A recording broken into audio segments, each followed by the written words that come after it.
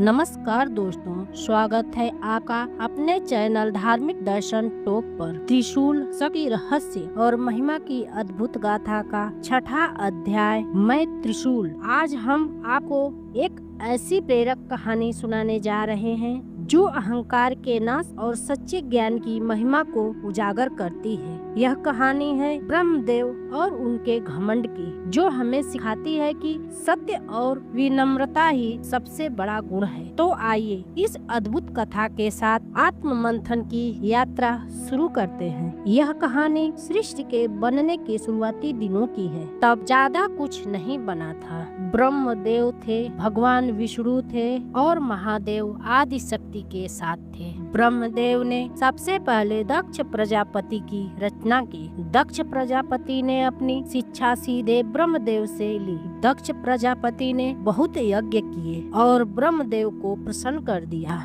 दक्ष, तुम हमारे पुत्र हो, लेकिन फिर भी तुमने तपस्या की और यज्ञ किया। बताओ, हम तुम्हारे लिए क्या कर सकते हैं? पिताश्री, आप संसार के रचयिता हैं। मेरे लिए तो आप ही सर्वोपरि हैं। आपसे बढ़कर इस पूरे संसार में कौन है? मेरी ज्यादा इच्छा नहीं है। बस यह चाहता हूँ कि समाज की शुरुआत मेरे कारण हो रहे, इसलिए क्या देवी आदि शक्ति मनुष्य रूप में मेरी पुत्री बनकर जन्म ले सकती है?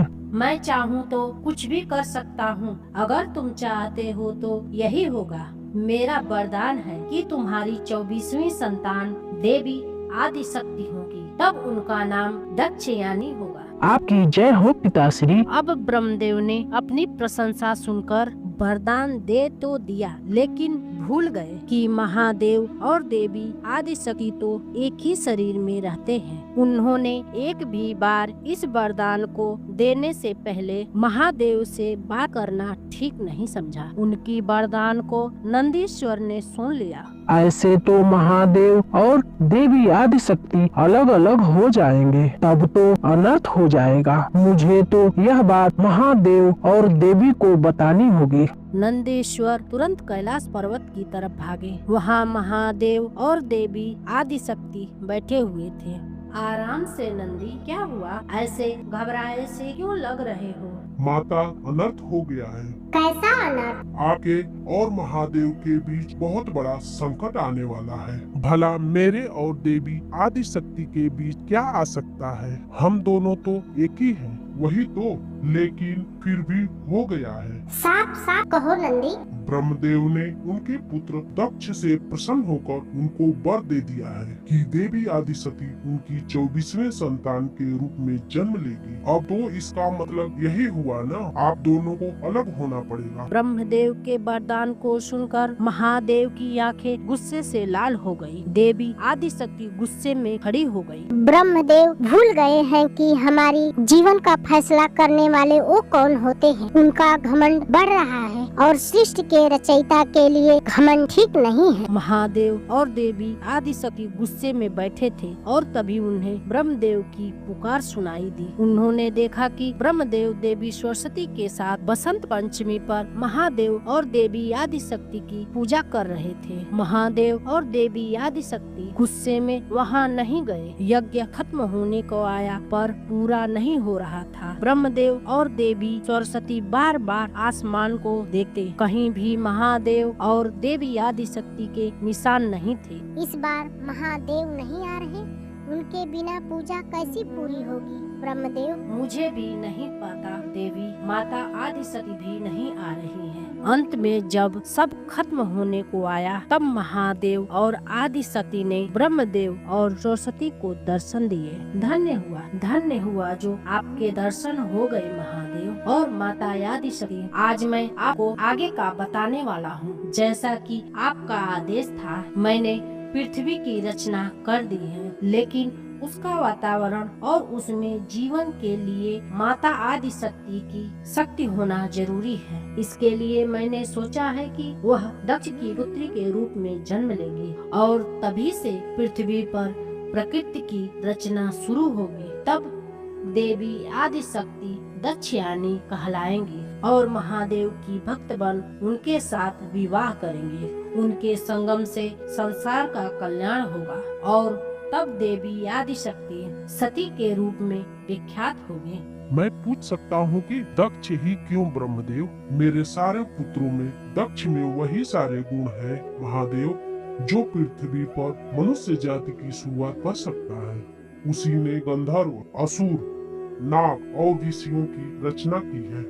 उसकी पहली पत्नी अक्सिनी से 5000 पुत्रों ने जन्म लिया। फिर उसका विवाह बैरड़ी से हुआ और 1000 पुत्र और 7 पुत्रियां जन्मी। उसके पुत्रों से ऋषि कश्यप के जरिए वंश आगे बढ़ा। अदिति और दीति के जरिए ही देवता और असुर बने। ये दक्ष के ही कारण संसार की मूल भौतिक चीजें पनप रही हैं। श्रद्धा, भक्ति और संतुलन की भावना उसके वंश के जरिए ही बढ़ेगी। इसीलिए मैंने उसे वर दिया है कि सही समय आने पर देवी आदिशक्ति उसकी पुत्री के रूप में जन्म लेंगे और समय आगे बढ़ेगा। सृष्टि के निर्माण के लिए यह जरूरी है। ब्रह्मदेव, आपने यह सब तो देखा, लेकिन पुत्र मुंह में यह देखना भूल गए कि दक्ष घमंडी है। उसका अहम किसी को अपने बराबर नहीं मानता है। उसे अपने ज्ञान और सत्य का मोह है और वो ये बात किसी को बताने से नहीं चुकता। वो प्राणी मात्र से तनिक भी प्रेम नहीं करता और आपने आदिशक्ति को उसके घर पर जन्म लेने का वरदान दे दिया। और तो और आप ये भूल गए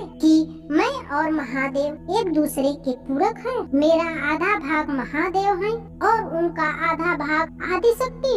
हम एक हैं, तभी सृष्टि बन सकती है। आपने वो वरदान दिया जिससे हमें अलग होना पड़े। आप समझ नहीं रहे हैं महादेव और माता आदिशक्ति। मैं तो बस अपना काम कर रहा था। आपने ही तो मुझे सृष्टि बनाने के लिए कहा था, तो यही मेरा तरीका है। तरीका और भी हो सकता था ब्रह्मदेव। आप स्वीकार नहीं कर रहे हैं कि आप दक्ष के मोह में पड़कर यह किया और एक बार भी हम लोगों से इस पर विमर्श करना उचित नहीं समझा। कहिए, आपने समझा?